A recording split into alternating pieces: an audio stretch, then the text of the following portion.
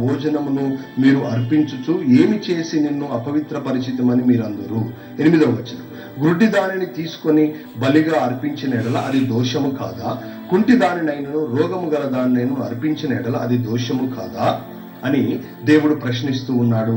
ప్రియమైనటువంటి దేవుని బిడ్డలారా, ఈ విధంగా మరి దేవునికి వాళ్ళు ఏ విధంగా అర్పణలు ఇస్తా ఉన్నారు అంటే, గుడ్డి దాన్ని, రోగము కలిగినటువంటి దాన్ని, మరి బాగలేనటువంటి దాన్ని దేవునికి బలిగా అర్పిస్తూ ఉన్నారు. వాళ్ళు అనుకుంటున్నారు కదా దేవునికే కదా, అది ఆ కట్టెల మీద పెడితే అది కాలిపోతుంది కదా, మరి అది మంచిది ఇచ్చినా ఏం లాభము, గుడ్డిది ఇచ్చినా దానివల్ల ఏం ప్రయోజనం లేదు కదా అనుకుంటూ ఉన్నారు. చాలాసార్లు ఇలాంటి ఆలోచనలో మనం ఉంటాం. ప్రియమైనటువంటి దేవుని బిడ్డలారా, ఇక్కడ చూడండి, ఇక్కడ వారు బలిని ఏ విధంగా అర్పిస్తారు? వారు ఆ యొక్క బలి పశువును తీసుకొని వచ్చి దాని యొక్క గొంతును కోసినప్పుడు రక్తాన్నంతా కూడా బలిపీఠం దగ్గర పారబోసి ఆ బలి అర్పణను ఆ యొక్క బలిపీఠం మీద ఉన్నటువంటి కట్టెల మీద, మండుచున్నటువంటి ఆ కట్టెల మీద దాన్ని అర్పిస్తారు. అది కాలిపోతుంది. అది గుడ్డిదైనా కాలిపోవలసిందే, మంచిదైనా దేవునికి కాలిపోవలసిందే. ప్రియమైనటువంటి దేవుని బిడ్డలారా, కానీ వీరు ఏ విధంగా ఆలోచిస్తున్నారంటే, అది కాలిపోయేదే కదా, ఏదైతే ఏమి అనుకుంటున్నారు. కానీ వారు ఎవరికి అర్పిస్తున్నారో వారు ఆలోచించడం లేదు. ప్రియమైనటువంటి బిడ్డలారా, అది అర్పించబడేది దేవునికి, పరిశుద్ధుడైనటువంటి దేవునికి, సర్వోన్నతుడైనటువంటి దేవునికి, నిన్ను దీవించి, సృష్టించి, నిన్ను సంరక్షిస్తూ, నిన్ను పోషిస్తూ, అన్ని విధాలుగా నిన్ను కాపాడుతున్నటువంటి దేవునికి నువ్వు అర్పిస్తూ ఉన్నావు. మనము ఆదికాండం 4వ అధ్యాయంలో చూస్తే కూడా అక్కడ కయీను, ఏబేలు దేవునికి బలులు అర్పించారు. మరి కయీను అర్పించినటువంటి అర్పణను దేవుడు అంగీకరించలేదు. కానీ ఎవరి అర్పణ అంగీకరించారు?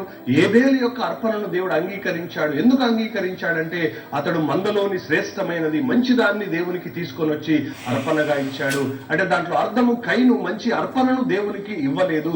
తన ఉద్దేశము, తన ఆలోచన ఏదైతేంది ఆ యొక్క మంటలో కాలిపోయేదే కదా అనుకుంటూ ఉన్నాడు. ప్రియబిడ్డలారా, ఈ రోజుల్లో మనం కూడా అనుకుంటూ ఉన్నాం, దేవునికి ఏం తక్కువ, దేవునికి ఏం తక్కువ ఉంది, దేవుడే కదా ఈ సమస్తాన్ని సృష్టించింది, కాబట్టి దేవునికి ఏం తక్కువ లేదు అనుకుంటారు. ప్రియమైనటువంటి దేవుని బిడ్డలారా, దేవునికి ఏదైతేనేమి అనుకుంటూ ఉంటారు. ఏం కాదు, దేవుడు బాధపడాడు, దేవుడు ప్రేమ స్వరూపి కదా, దేవుడు ఏమనుకుంటాడులే అని ఆలోచించి నిర్లక్ష్యంగా జీవించేటువంటి వారు, పొరపాట్లలో జీవించేటువంటి వారు కూడా ఉంటూ ఉంటారు. ప్రియమైనటువంటి దేవుని బిడ్డలారా, ఒకవేళ నువ్వు వివాహానికి వెళ్ళాలి, ఏదైనా ఒక వివాహ కార్యానికి వెళ్ళాలి, శుభకార్యానికి నువ్వు వెళ్ళాలి, లేదా ఒక ఇంటి ప్రతిష్ట కొరకు నువ్వు వెళ్ళాలి, లేదా మందిర ప్రతిష్ట కొరకు నువ్వు వెళ్ళాలి అన్నప్పుడు ఏం చేస్తావు?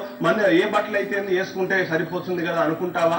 ఈరోజు కొత్త సంవత్సరం, మొన్న క్రిస్మస్ పండుగకు అందరూ పాత బట్టలు వేసుకొని, చినిగిపోయిన బట్టలు వేసుకొని, ముడత బట్టలు వేసుకొని, మరి ఎలాంటి అందం లేనటువంటి బట్టలు వేసుకొని మందిరానికి వెళ్ళారా? సమాజంలో జీవించారా? శరీరాన్ని కప్పేటువంటి బట్టలే కదా ఏదైతే మనం ధరించుకుంటే అని అనుకుంటామా? అనుకోము కదా. ప్రియమైనటువంటి బిడ్డల, కానీ వీరి ఆలోచన ఏ విధంగా ఉంది అనంటే, గుడ్డిది అయితేనేమి కట్టెల్లో కాలిపోయేదే కదా,